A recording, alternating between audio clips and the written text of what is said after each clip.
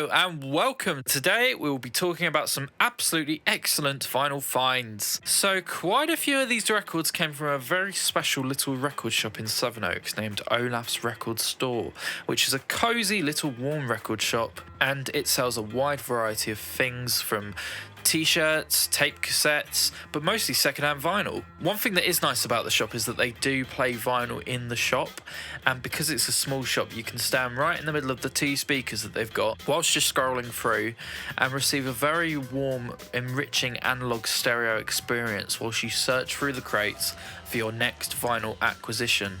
So the place has nice lamps dotted around the shop, so as you pick things you can hold the vinyl up to the light and really inspect it to see if the condition is up to your standards and whether or not you're happy with the price point and the grading. There's a nice little hatch right in the middle of the shop where you go out to pay, and I really like the old-fashioned layout of the shop. Very, very nice, independent, small kind of place. So the first record that I picked up from Olaf's Record Store in Sevenoaks was Paul Simon's self-titled album. So one of my latest missions is to collect all of the Simon and Garfunkel albums, and some of the great Paul Simon solo albums are definitely going to be included in that. So much like the three Nick Drake albums, it's a very peaceful, organic sound and boasts many of the same qualities that those albums exhibit, such as Simon's intricate acoustic guitar work, which is at its absolute best on this album. I think this was a while before he had a slight accident with his hand which stopped him from playing the guitar for a while, but he's really on top of his game with this one. And of course his soft, somber voice. It's almost like musical ASMR if there ever was such a thing. It's very close up and personal, and you can hear him scratching his beard on one of the songs as if he's right there next to you talking to you in person. His voice has a certain special quality to it. It's like experiencing the relief of a warm fireplace on a frosty winter's evening, a very intimate sound. And this quality is only hugely enhanced by listening to it on vinyl, the king of home music formats. So after Simon and Garfunkel parted ways following the Bridge Over Troubled Water album, Paul Simon took some time out, took a bit of a break from the music industry to do a bit of teaching at a university, and then came back in 1972 with this album.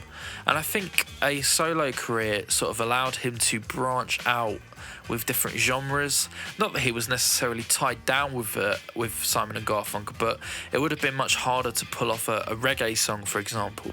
The idea of the sort of vocal harmony group makes it a little bit harder to expand, I suppose. So the record starts with the track Mother and Child Reunion, which was inspired by the name of a Chinese dish that Simon found in a Chinese restaurant on a menu. And lyrically it deals with him coming to terms with the idea of death after the beloved family dog was tragically ran over and killed. So Simon was a very big fan of early reggae, and particularly a big fan of Jimmy Cliff, so he actually went to Kingston, Jamaica and recorded the backing track for this song with Jimmy Cliff's backing band. So you've got that really authentic, warm, rich 1970s reggae sound. The album was considered a commercial flop and didn't initially appeal to the masses quite as much as the sweet and sticky tones of Simon and Garfunkel, who sold millions of records, of course, in the 1960s. So the track Me and Julio Down by the Schoolyard is one of the funnest sing-alongs you're likely to find on a record like this. And of course we never do find out what him and Julio were up to down by the schoolyard,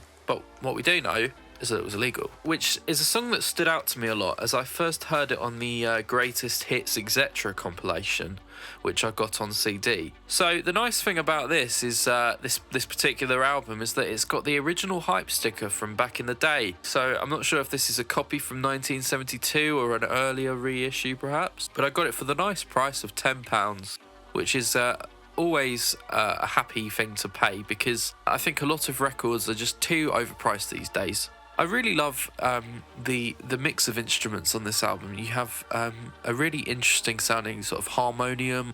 It's certainly got a really nice organic sound to it. It adds just a little bit of extra magic to these great songs. One of the things that I like is that a lot of Paul Simon songs are fairly ambiguous as to what they're actually about, and I think that's a key element to a lot of successful songwriting, because 1,000 people can interpret it 1,000 different ways. So the next record that I picked up from Olaf's Music Store was Diamond Head by Phil Manzanera. So this is an album which I had been recommended by a certain YouTube channel who spoke very highly of it, having been a Roxy Music fan. And I was listening to it digitally and thought, that's a pretty cool album. I'd like to get that on vinyl. And I was looking at copies of it on eBay, which was sort of £20-25. And then I was looking through the shop and they had it for £11. So I was really happy with that. If you know anything about me, you'll know that I'm a massive fan of 1970s Brian Eno. And when you've listened to those great solo records a certain amount of times, you do start to look for other places to get your kind of fix of that great 70s Eno goodness. An example of that could be like the John Cale solo albums where Eno performs quite a bit on, or the Peter and the Wolf album. And this album is no exception to that. It's got Brian Eno all over it. He was heavily involved in it. He played synthesizer, guitar, and he even contributes vocals on a couple of the tracks here. So Phil Manzanera was the guitar player in Roxy Music, and I think he played quite a big role to the group. One of the places where I heard that Eno had been involved in this record was actually in the Brian Eno documentary, Man Who Fell to Earth, which extensively talks about his work and all the crazy things that he did in the 70s. So this album has every member of Roxy Music apart from Brian Ferry, and it boasts a wide array of guest vocalists to take his place, and it's just a very fun, danceable album. It kind of reminded me of the work of the Scissor Sisters a little bit. Just very dancey, upbeat, very camp. Me and my friend Matthew often meet up and we show each other and compare our Discogs. While we're on the bus, we'll look through our Discogs apps just to see what records each of us have acquired lately, and we can compare our collections. So the two of us will just be sitting there, soppy as sods, comparing our Discogs on the bus together. We must look completely mad. And I was scrolling through the app, showing him all of these bits and pieces that I'd gotten lately. And he's a big metal fan. And he saw this album on my Discogs, saying, "Oh, you have something by Diamond Head." And then realised that Diamond Head was actually the name of the album, not the artist. And he was thinking of the metal band Diamond Head, who actually took their name from this album. So after I had acquired these two lovely records, I departed the vicinity of Olaf's Record Emporium. And if you know Sevenoaks, you'll know that it kind of has two main roads kind of adjacent to each other, with lots of lovely businesses, restaurants in the middle. There's the road that Olaf's Record Store is on, which is the same road that the Stag Theatre is on, just along. And then there's the other road, which is more of a traditional high street with W.H. Smiths, etc., and a Wetherspoons. And a lot of charity shops, which is relevant to what we're about to talk about. I went down, I looked in a few of the charity shops, but a lot of them are pretty hopeless these days in terms of vinyl, as I'm sure you'll all know. And I went into the little Oxfam Books and Music shop, which generally has a bit of a better quality of vinyl than your average charity shop because they specialise in music. Now, it might not necessarily be the greatest stuff in there, but you're more likely to find, you know, something like a Michael Jackson Thriller or some old Paul McCartney or something. So when I walk into a charity shop, it's usually on my mind that any kind of decent vinyl acquisition is just off the cards because it's just hopeless these days. I mean, it's just, there's no good for vinyl in charity shops, sadly. I think those days are behind us. I think maybe if you'd gone into charity shops in the 80s, 90s, particularly when people were probably chucking out their old collections, it would have been very easy to find desirable records. But nowadays, it just doesn't happen really most of the time. However, when I went in, started looking through, I started noticing there were a few pretty damn good ones. So they had this Paul McCartney album, which I've heard very good things about actually, and they also had this one, which I'm not sure is good or not really, to be honest.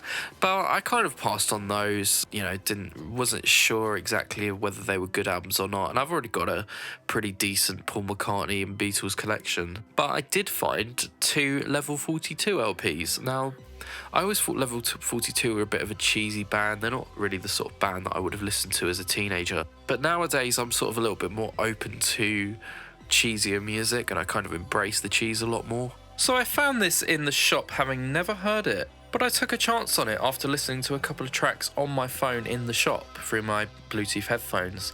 And when we got back to the car, I listened to the album in full. on Spotify on the car radio, and I was really pleasantly surprised with it, and didn't regret buying it. And I really like this. Essentially it's just really excellent jazz funk from the early 1980s with some seriously slick production and incredibly tight musicianship. Nice clean audiophile sound. There are moments that reminded me of what Prince and Michael Jackson were doing at the time. A lot of this actually really reminded me of a lot of video game music, such as the early Sonic games, or actually Mario Kart in particular.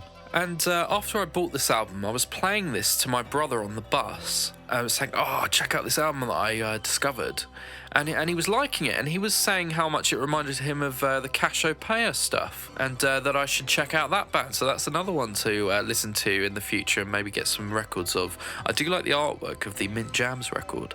And I think one of the greatest things that this album really boasts is the very smooth professional playing. Very impressive considering how young these guys actually were at the time. In 1981, 82, around the time of this album. We have very satisfying chord changes scattered throughout the tracks here. Seriously good bass playing from Mark King, who also provides lead vocals. Although this particular album is largely instrumental. And I think it really demonstrates their talent as a unit playing together before they went down the more sort of pop route, their more commercial stuff that a lot more people would know about. I think a lot of progressive rock fans would like this album in particular because of the really competent and technical musicianship on display here. There are some real nice, rich, deep synthesizer tones, thanks to my personal favourite member of the band, Mike Lindup, who really took advantage of the great sounds of the Mini Moog. He plays acoustic piano, electric piano, and of course contributes some of the higher pitched vocals because he's kind of the second lead singer of the group. And frankly, a legend.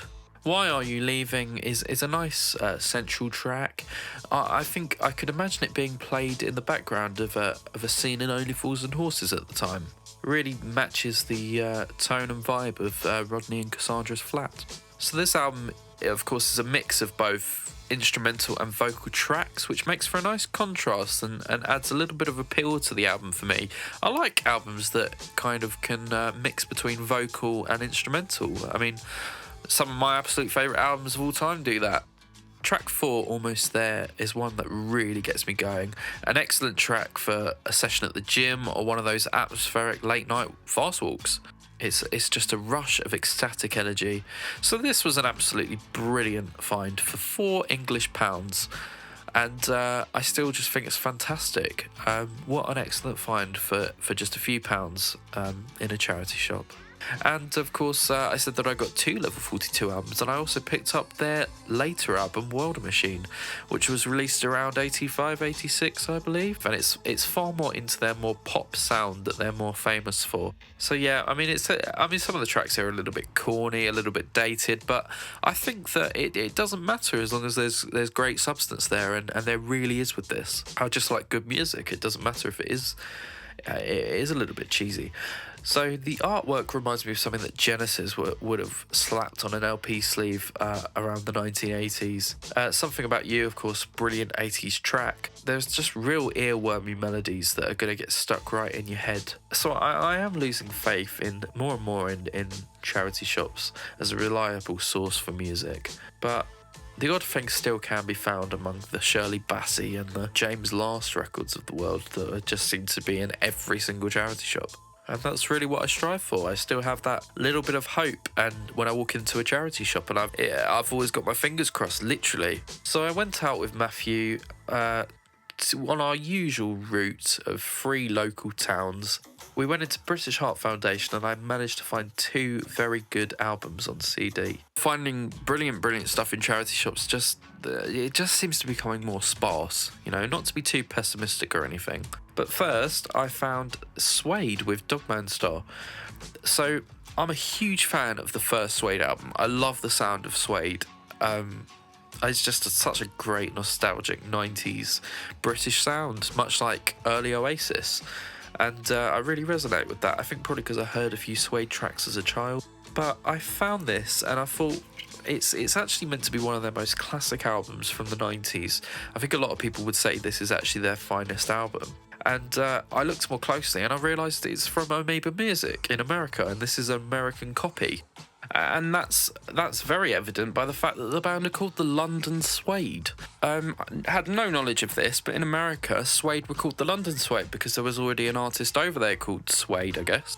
So I've never been to Amoeba, and I've never been to the USA in general, but I'm very familiar with the place. And that's because of the legendary YouTube series, What's in My Bag, which is just pure YouTube comfort viewing.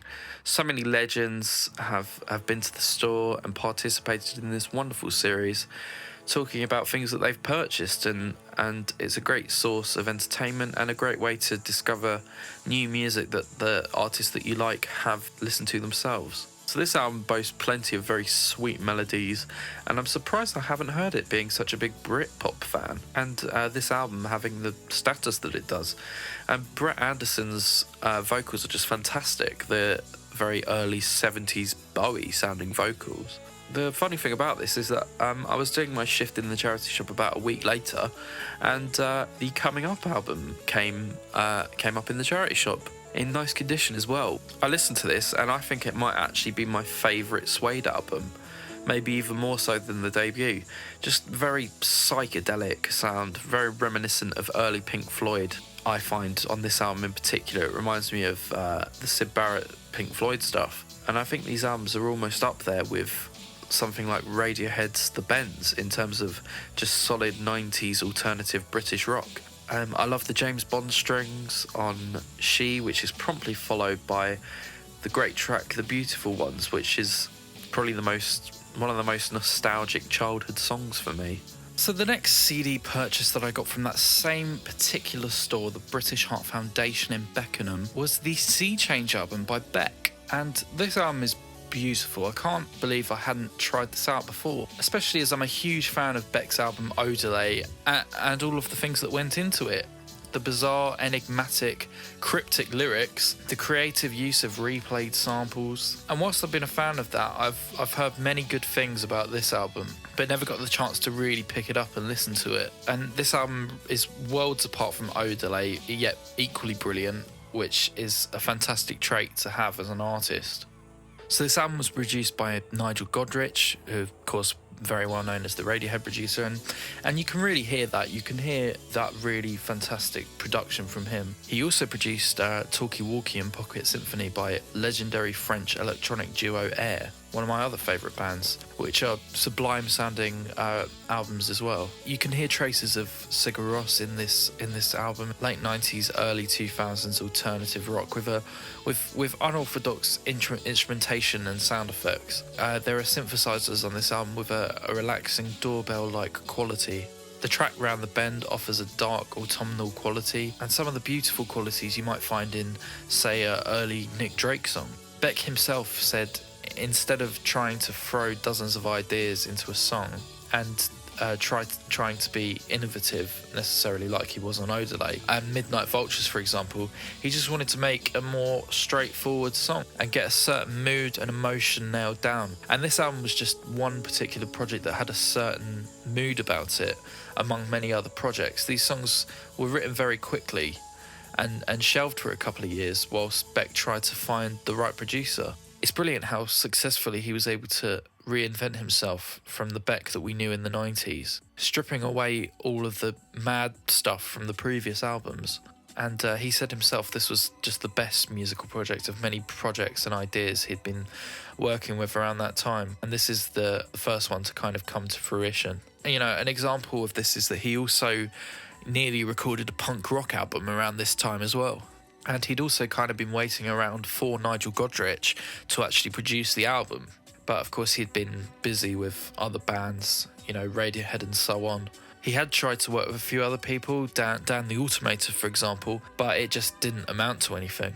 But he finally got the chance to book Nigel for a few months, and that is when this record really came together.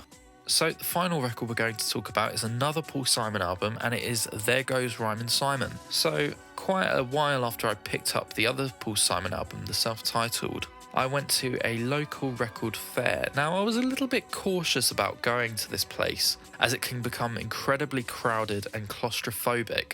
And there is nothing worse than trying to look through records when there are just people crowding around the stalls and breathing down your neck. Is a horrible, horrible sensation and feeling, which makes me deeply uncomfortable and deeply upset. And then, of course, you just feel really awkward waiting for someone else to get out of the way so that you can look on someone's stall. And it's my particular local record fair in Orpington is held in quite a small hall.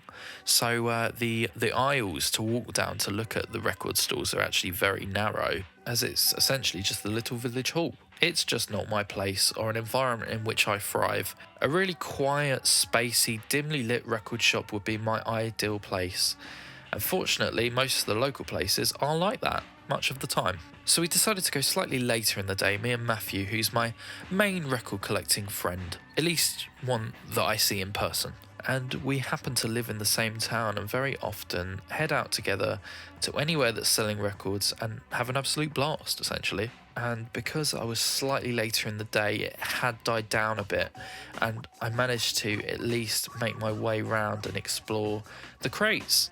And I did see a few bits and pieces. I saw an original Cat Stevens Teeth of the Tillerman and checked it out. It was okay. It was £25, but I didn't get that. One crate had some original Genesis and Leonard Cohen, but with no price tags, and I was too shy to ask the guy how much everything was. So I considered quite a few things, but only ended up getting this one record. And this album only cost £10. And it's in lovely, lovely near mint condition, considering it's an original. Now, I'd never heard this album before, and I kind of bought it on a whim, but it just so happens to be a brilliant, brilliant album, and more or less as good as the self-titled. I love the composition and mix of colours on the album cover. A young photograph of Paul Simon, presumably from the 1950s, and we have this lovely gatefold complete with photographs and the lyrics. Really, I feel that all records should have gatefolds, really. I kind of feel a little bit cheated or shortchanged if a record doesn't have a gatefold, especially if it's a double. So there's something about Paul Simon's writing and his singing and guitar playing that reminds me of Paul McCartney. The way he kind of sings different songs as different characters a little bit, putting on slightly different voices depending on the song. I think that's a very McCartney-esque thing. John Heron described this album as a very breezy, summery album. And yeah, I really do agree with that. It's a summer special, a summer classic. And yeah, just get the windows open on a hot sunny day, get some iced tea, get this record on the turntable, and you're going to be having an absolute swell time. So that is the end of the video. Thank you very much for watching, and I will see you in the next one.